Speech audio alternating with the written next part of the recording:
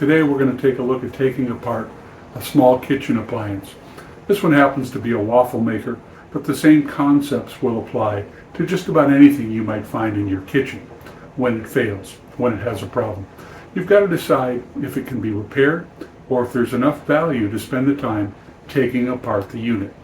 Well, I've taken apart the unit already, and we've grouped up some parts that we're going to check and see whether they have value. If they do, we're going to list them on eBay. We found the fault in the unit, but we decided in the end not to try to find a replacement part.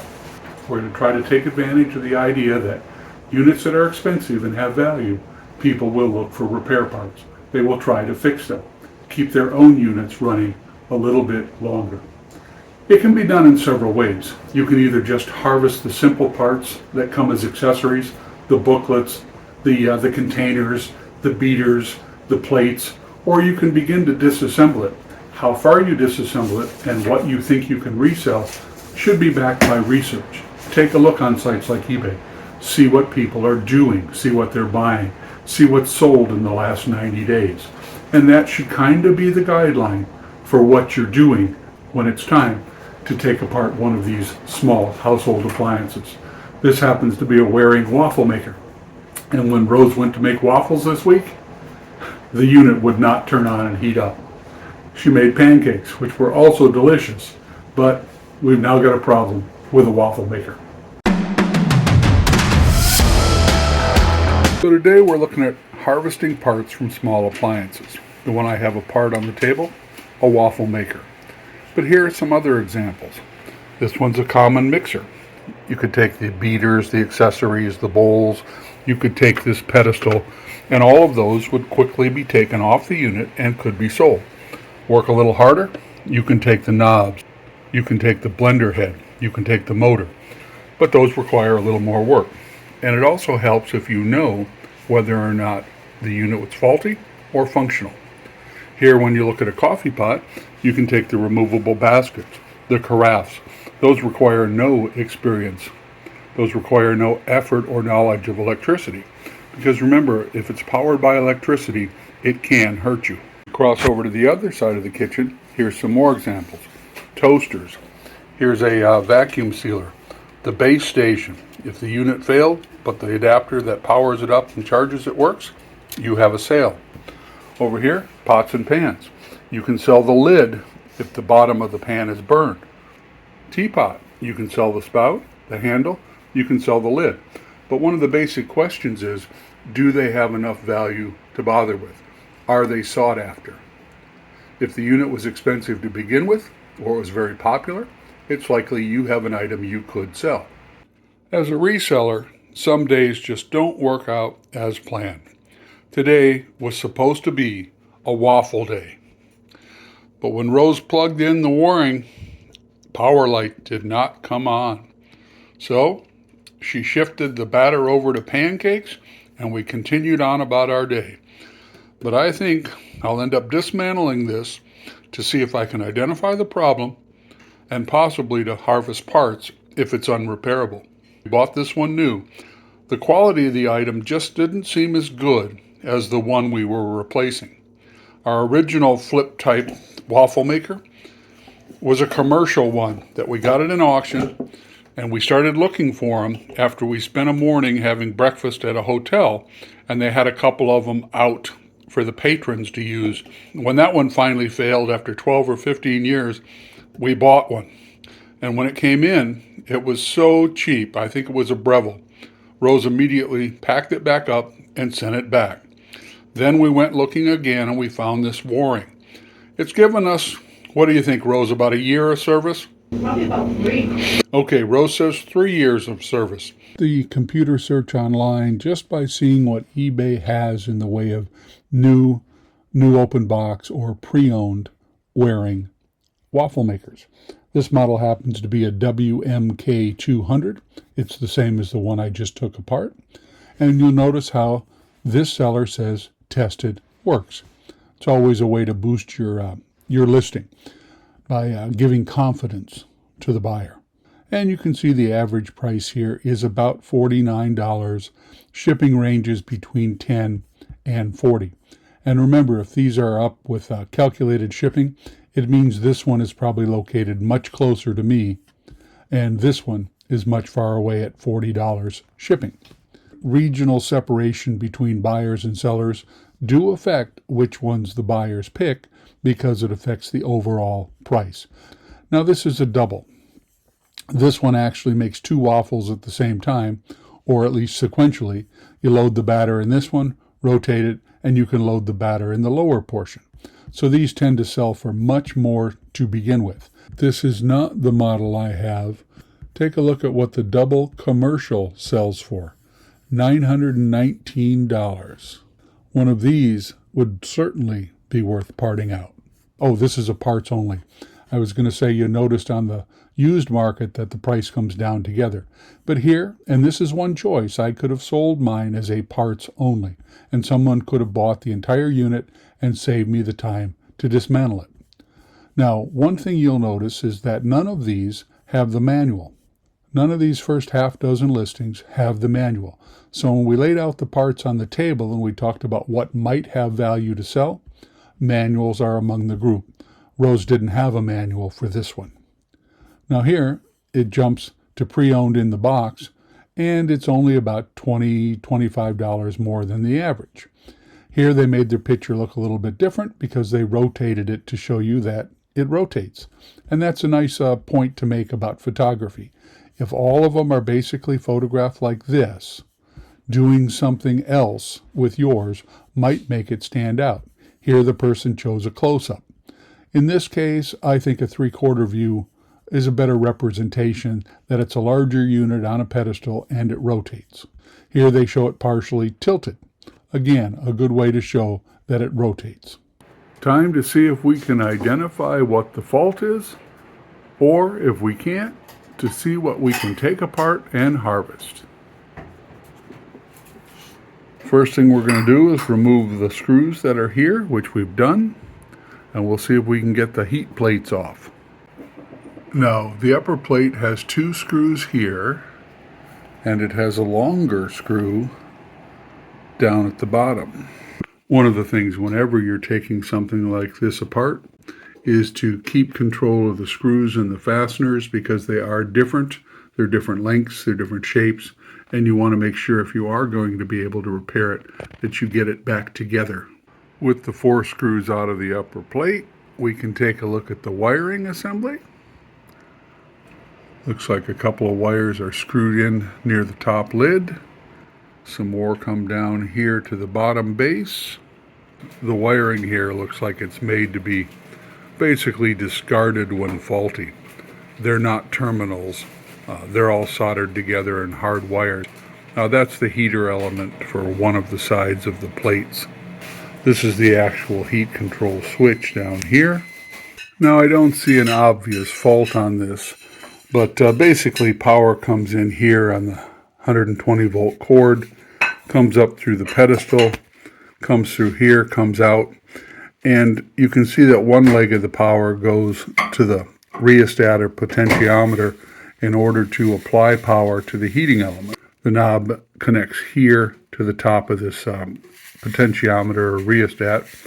Then the power splits, and you can see it comes over here, and there's a splice point that's crimped together or soldered together underneath that protection, and it would go to the other plate, the other heating element.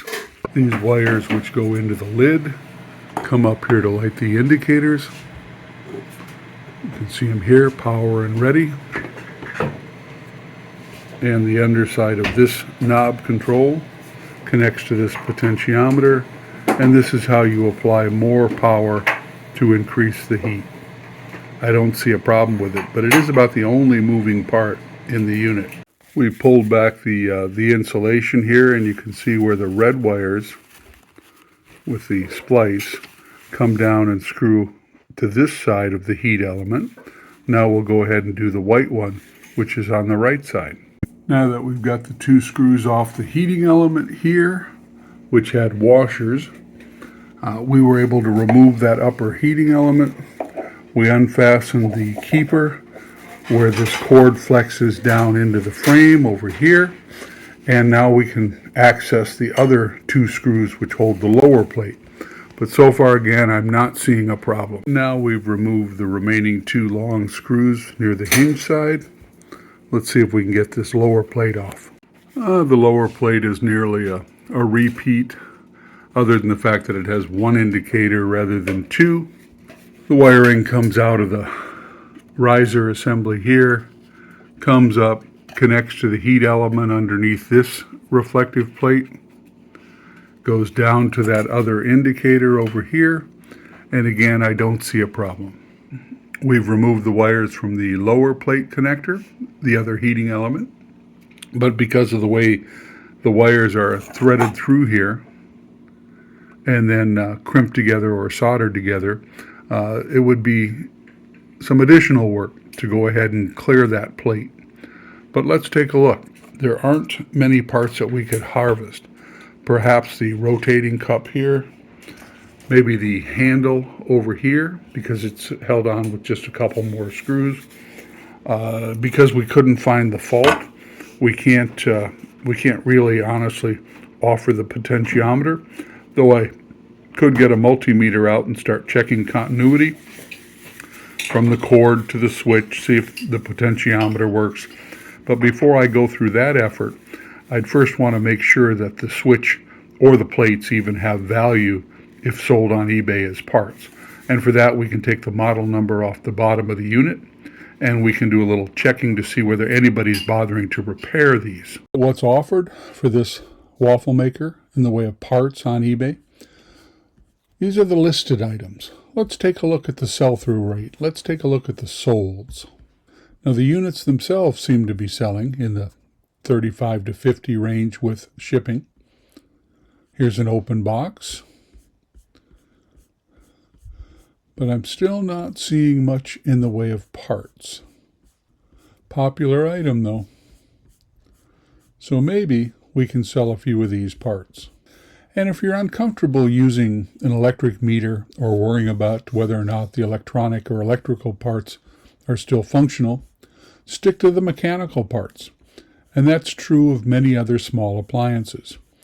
Go for the coffee carafes, go for the accessories, go for the manuals, go for the parts where you don't have to start unscrewing and disassembling something to get to them. So I was hoping to find either a burn mark on the potentiometer, a wire that had come loose from its hold-down lug, a broken wire, or obvious signs of damage. And I have not found any of those, but I'll keep disassembling just to educate myself on how these work. I've been doing that since I was a young kid, and I've got a grandson that likes to do the same thing. You give him something, he likes to take it apart, find out how it works, and then put it back together, or put it back together to do something different, even if it's just to fuel a fantasy toy and create something. You'll notice right here there are some part numbers, the actual electrical plate. Here's another one, and it says bottom plate, and it gives you a number. So between the label on the bottom of the unit that gives us a model number for the whole unit and these part numbers, we can perhaps find a parts diagram, and then we can do a little checking. Because it helps if you know exactly what the manufacturer calls each of these parts. Because when you go looking online to see if they have value and someone can use them, being able to identify them is one of the keys. I'd find a parts diagram for the model I just took apart. This is the commercial variant of the one I have. This is also the double. But even though I didn't find the one I'm looking for, we could still use some of this information. For instance, if you want to know what they call a waffle plate, if you want to know what they call this knob, control, and rheostat, you can find the same identifying parts that are similar to the ones you have, and you can use the information. We'll continue to do a little checking and find out whether these plates have value, whether this handle has value. When I took apart the last one that failed, the one that was more commercial, it actually had some value. I sold the rotation device, I sold the handle, I sold the indicators, I sold the rubber feet off the bottom. I'm looking for parts, so here we go. Here's the first of the parts listings. You'll notice he's written beside it what it is, and of course that helps you identify it, especially if you take these apart regularly and you have lots of different models disassembled and in your inventory of repair parts. Here they show they had a meter, so it proves that they were ready to test it. Let's open this up and see what he says. Same model as ours. This is the upper iron. And remember, I said there is a difference between them. They are not interchangeable. I wonder if he's including the mounting hardware. Let's look at his listing a little bit and see what he has to say. You are buying one plate only. Please choose which plate you need, top or bottom. So I wonder if that means he did a variation listing. Let's have a quick look. No, he's actually decided to list them separately. A unit like this, a small appliance, is a good item to consider doing in a variation, because as you saw, we had a dozen parts and assemblies that we could list. Well, you could turn around and you could put them all in one listing, and somebody who needs, say, the hardware and a plate, or the upper and lower plates, because often these get scratched. If people are careless taking the waffles out, they ruin this Teflon-style coating. So new plates are an easy fix. It saves you from having to buy a new one. But he took photos of the top, the bottom. Let's see if he shows a photo with them being tested on the meter. He shows a meter, but he doesn't show it being tested. Some people will actually include the meter reading. It's like showing an item with the power turned on. And if I have a unit like a microwave, and I'm going to take it apart and I'm going to sell it, and I want to sell the control board, especially the digital readout display, I will make sure I turn it on, power it up, and show that the readout works, maybe even in a little video before or unplugging it and disassembling it, because that shows it functions. Now, if it comes in from, say, an auction lot or an estate sale or out of somebody's garage, or you pick it up roadside, well, you'll have to decide whether or not, after a good cosmetic check, of whether to plug it in and actually test it. That always gives you the choice. Do I sell it fully tested and working? Do I sell it as parts and repair untested? Do I sell the parts? And in our case today, we were actually considering whether or not we could fix the unit before we took it apart. Now, even though the decision ended up to be to disassemble the unit and check the value of the parts, any of those parts that sell will go towards buying a replacement waffle maker. Because in our case, this was our waffle maker. We want a waffle maker. So that's often a consideration for a homeowner who decides to salvage parts or make a repair. If you're picking it up roadside and you know immediately on minute one that it's going to be disassembled or sold for parts, it's a different consideration. You can go right into disassembly once you test it. Let's go back and have another look. In the end, just because you can take something apart, get a part off, like for instance, this is the cover plate that protects the wires on this side of the rotation device. And it probably has a part number. But I think in effect we'd find that this part is not really sought after. But we can give it a try as we check. And worst case scenario, we learn something, we'll throw it in the scrap metal pile, and it'll get recycled and turned into a Toyota or a Honda. Looking at the waffle maker, we could probably sell the plates. Nobody probably wants these heat deflectors. The hardware, unlikely. But if you've got the hardware and it goes with a particular part that you are selling, send it along. Over here, you've got a handle. A couple of screws, this would be a removable.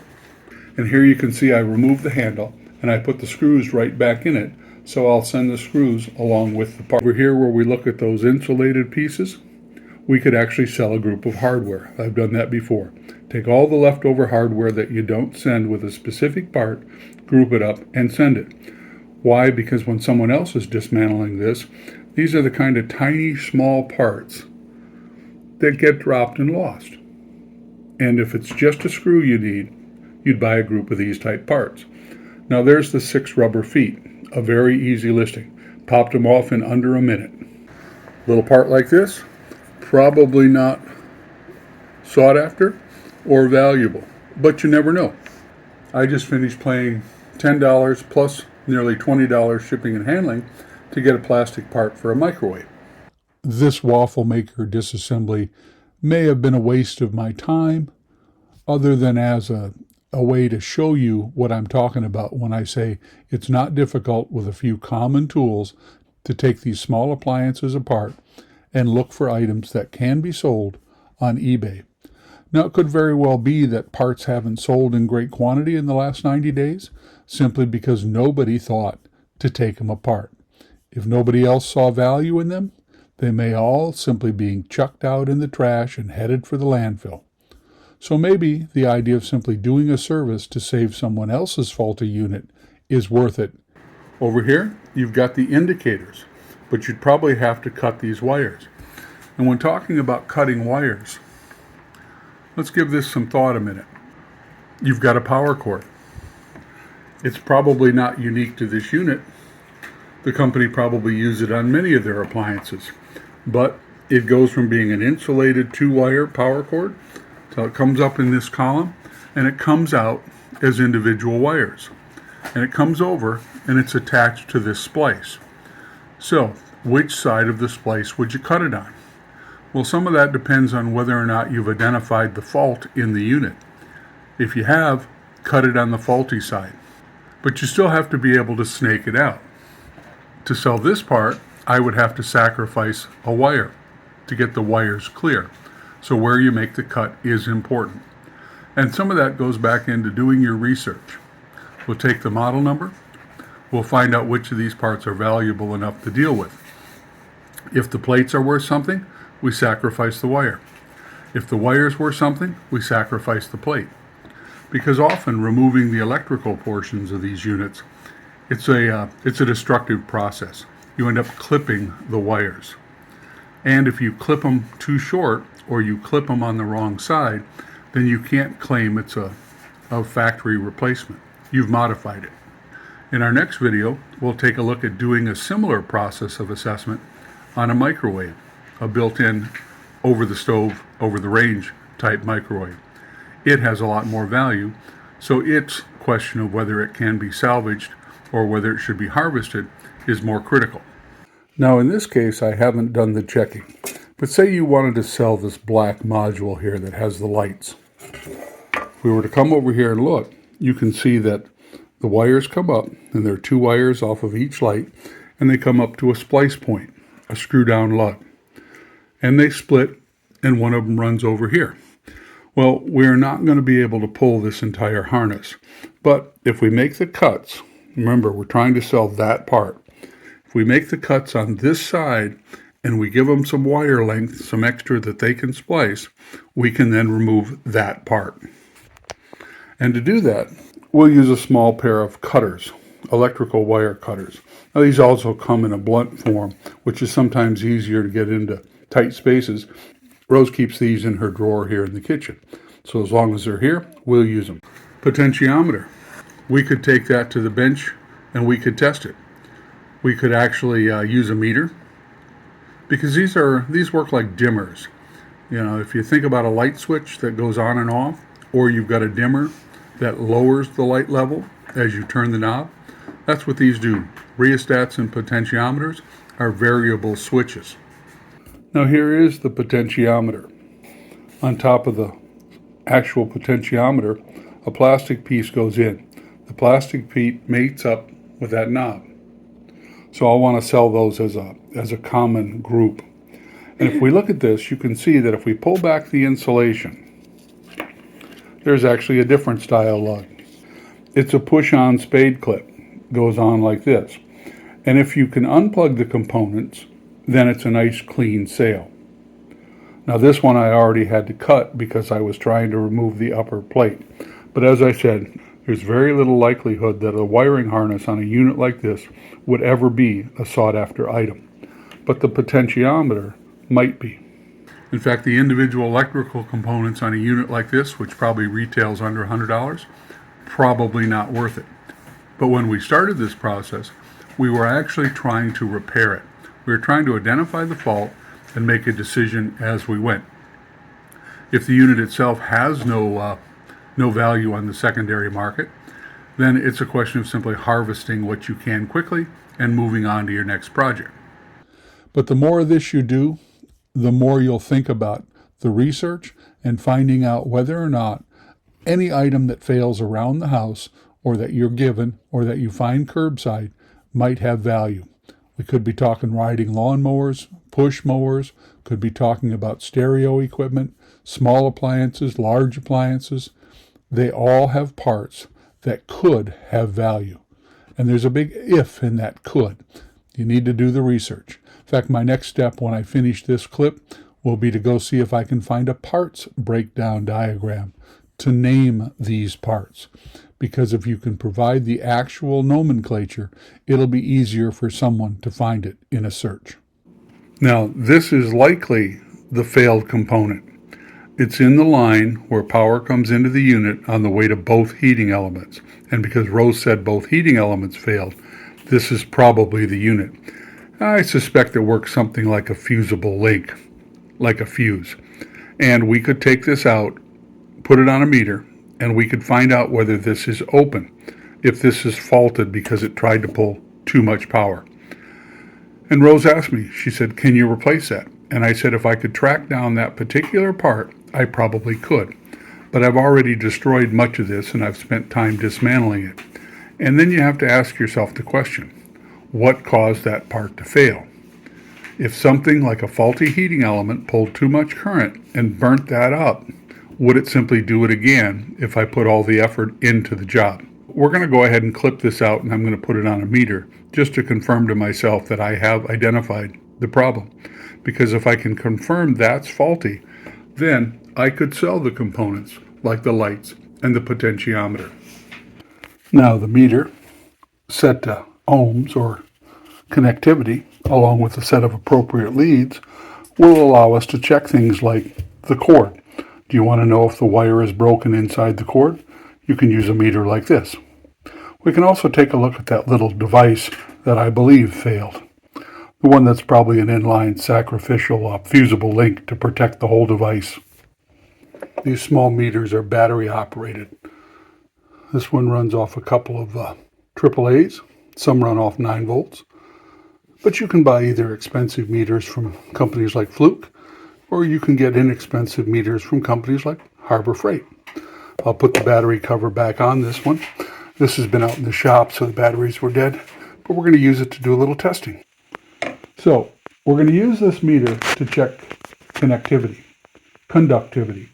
And what we're going to do is we're going to put one lead on the end of this wire. And when you're testing a solid wire like this one, especially one that's this short, it should go to zero or nearly zero, meaning there's not a problem with the current from the 2 little batteries inside that meter passing down the length of that wire. There's no broken wire, there's no opening. Now if we do the same thing on this sacrificial device, there will be some resistance, but it should still change the number off of that 1. And you'll notice it doesn't. And that confirms what I suspected.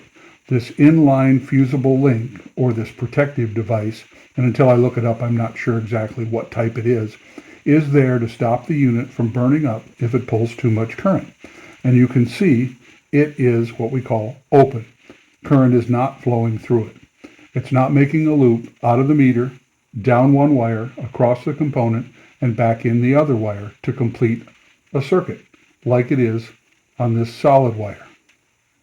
And that tells me the faulty component in this unit was this device. Now I identified the faulty component. The wiring people are calling this a thermal fuse, what I called a fusible link or a protective overheating element. They're calling it a thermal fuse. And you can ask the AI, you can ask Google, and it will come right up and tell you pretty much the same thing I told you. Disassemble it and locate the fuse. It tells you where to look for it. And then it says to replace it with an identical rated component. And there's a video showing you how to go about it. So these repairs can be made. The question is what caused the underlying problem. And here it even says so. Don't forget to check for the underlying issue that actually blew the fusible link, or in this case, the overheating device. In the case of a waffle maker, something pulled too much current, and that's a serious concern.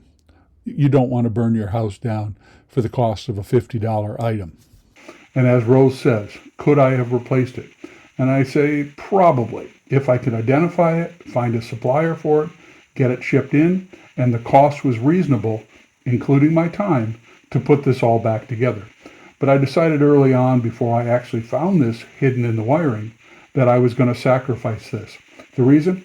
I couldn't trust it. Something caused this component to fail. And I could put a new one in. We could start running it, making new waffles, because I like my waffles. It could burn up something else. So we'll go looking for a new waffle iron. With the advances to the internet and to AI, an awful lot of YouTube videos are out there on doing repairs like this. But only you can decide whether you have the experience and the time to do this type of repair. It's one of the reasons the manufacturers assemble these in ways that do not make it easy to repair. You've got to start cutting into wires, disassembling plates. You've got to find the faulty component. And that all takes a basic minimum amount of experience with small appliance, electronics, and the tools needed to do the manual mechanical disassembly. You use the same type of a test set on the ohms, looking for resistance for things like power cords and lights and heating elements. Again, we'll go on to one of these plug-in connectors and we'll look, there it is. See how it's 0? That means that wire is good. If we go to the other one and we touch this wire, gotta get a good contact, you can see, so now we know the power cord is good. If that part had value, we could see it. Now you do the same thing over here with these heating elements. We'll get Rosie to back up a little bit so she can see what I'm touching. And what we're really doing is we're trying to make sure there's no physical break in this big heating coil. So if we touch the two sides and we go to the meter, you can see there is some resistance, as there should be. It didn't zero out this time. That's a big hunk of metal for that current to pass through. So you can see there is some resistance, but it's still a solid heating element. If we were to take one off, it would go to 1. And I've already tested the other one, so that would give you some assurance that you wouldn't bother to send these out to a buyer and have him say they don't work. And in your listing, you can say tested. Now here is the disassembly of the power cord. You'll notice there's a retainer, and all they did to keep it in was put an actual knot in the black cord. Then the two wires in the cord come up and they crimp into the internal wires.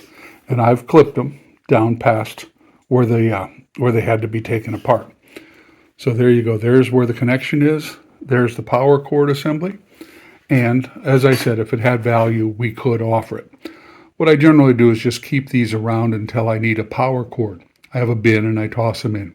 If I get too many of them, I send the bin to a local auction. Because power cords, like other extension cords and electrical items, do have some minor value. It could also be scrapped. The copper wire inside these makes them more valuable than some metal, just as these are stainless. So the metals that typically bring the most money at the scrapyard: copper, aluminum, stainless. Now here are the 6 parts assembly we've decided to list. Front handle, rear pivot assembly, all the heat sinks and insulated, the 2 plates with their hardware, cord and its mounting. And here in the middle are the potentiometer assembly and the 6 rubber feet. That'll make about 6 listings. Here's some screws. They made $4.19. And again, as long as I had them, if I was doing other listings, I would sell the screws or the little insulated covers for the wires or the heat deflector plates. Why? Because you've already got them apart and on the bench. And once you make a template up and then you say, give me 12 copies of the template, you can simply go through them fairly quickly. You can also do the batch photography method. You can take all the pictures at once and you can do some grouping. For instance, you could make the whole front swivel assemble one item. You could make the front and back swivel assembly one item.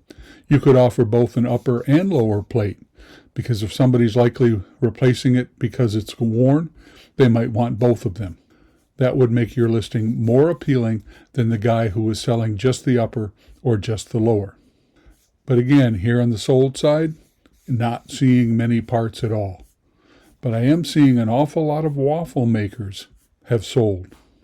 I'm only halfway through the list. I'm scrolling pretty quickly because I'm hoping at the end, after the waffle makers themselves, there might be a few parts. And I'm not finding much. And not all of these, of course, are the same model. Some of these are different. I had done some of this search a couple of days ago, so I already knew before I even started filming this, it's unlikely that a lot of these parts would fall into the criteria of resellable. But maybe we'll put a few of them up, like the rubber feet, the plates, because if you're selling it for parts, you want to show the condition of these actual flats. You want to know that the upper and lower assembly are not all scratched and wore out, because it really would reduce your ability to offer it, or at least to get it sold after you offer it. But maybe the potentiometer. And we'll go ahead and see, just out of curiosity, whether we can make a sale. Because in the past, when I've sold more expensive small appliance waffle maker parts from better brands, I've actually sold most of the parts, the equivalent parts that I showed you on the table. And they, in fact, selling that one that failed, that old commercial unit, actually raised enough capital to buy the waffle maker you saw me take apart today. Now here I am on one of the replacement part sites. And it's interesting in that if you look at the original diagrams for this item, it shows there were actually a couple of accessories. There was a batter cup, there was a drip tray. So if you got one of these in the box with these parts, you could sell these parts alone. You can see here the drip tray is $14.75, the batter cup is $6.45, and you could sell those without ever dismantling anything. Now here's a foot. Remember, I have 6 of these. They're getting $6.15 a foot. So we started creating these listings, this group, from a sell similar off one of our old listings. I'll start the listing process for these 6 new parts groups by going into my store and looking to see if I've got any remaining waffle maker parts from the last time I parted out a Waring Pro. You can see I had one. It happened to be the cord. As I mentioned, cords tend to be long tail because they can be replaced by other common cords. But I'll go ahead and go into this. I'll update it if I have any changes I've been making in my current listings, and I will use this as the basis. A lot of the item specifics will already be filled in since it's a Waring, since it's a waffle maker. And we're basically first setting up a template that's generic to all 6 groups. So in it, we put a photo of the item, a photo of the nameplate. Then we put in the title, and you notice it does not specify the actual part. It just says model and replacement parts, where we'll be storing them, what it is, the information about the model. Every place we can, we throw in the words repair parts or parts only, replacement parts, custom bundle, because we're trying to make sure that nobody thinks they're getting a whole waffle maker. In here under the condition description, we'll take a look here and we may be able to say for parts and not working. There we go, even better. Now, we've said that it's replacement parts only that fit a Waring. No waffle maker is included. Photos of the complete waffle maker before disassembly are provided for reference purposes only and to assist in getting you the correct parts. Parts are in good condition, as shown. Note, these are used parts taken from a pre-owned unit taken out of service and disassembled to harvest usable parts. You can't get much plainer, and we'll repeat this down in the description. Now here's the same thing. We've set up a basic title, and we will add the specific part. Now here we're very specific, parts only. Now the first one happened to be a replacement power cord. So what we'll do is we'll take that out until after we've made the initial draft. You will receive the repair parts shown in the condition shown. Price will vary with the part. Quantity will even vary with the part because we'll probably put those rubber feet up in pairs, and we have 6. We won't allow offers. We will put up the listings as soon as they're ready. We will say sell as lots. And in some cases there will be, you can't really identify the number of pieces in a lot like a bag of screws, but we will say sell as a lot. We'll have to change the shipping policy based on the weight of that lot. And it's one of the reasons I don't like variations. I've got a complete video up on the playlist about variations and the problem with shipping different size, different weight items in a variations listing. We'll promote it 5% for now. Let's go ahead and say save it for later. And then this is one of the things I like about the laptop. We come in here and we say create copies. And we tell it we want 6 copies. And we say copy the photos and the data. And we will now have 6 identical drafts to start with. And we'll open these one at a time. We'll upload the photos we'll upload the individual listings. We'll put the feed in this one, the power cord in this one. We'll put the potentiometer in this one, the handles, etc. And they will all become unique individual listings. And we'll see if they sell. Now we have the unique drafts. You can see them here. You have to remember to move one of the photos up to replace the photo of the unit while you're in there. Otherwise, they would continue to all look the same because we haven't done any identification yet on the parts groups themselves. For instance, here are the plates.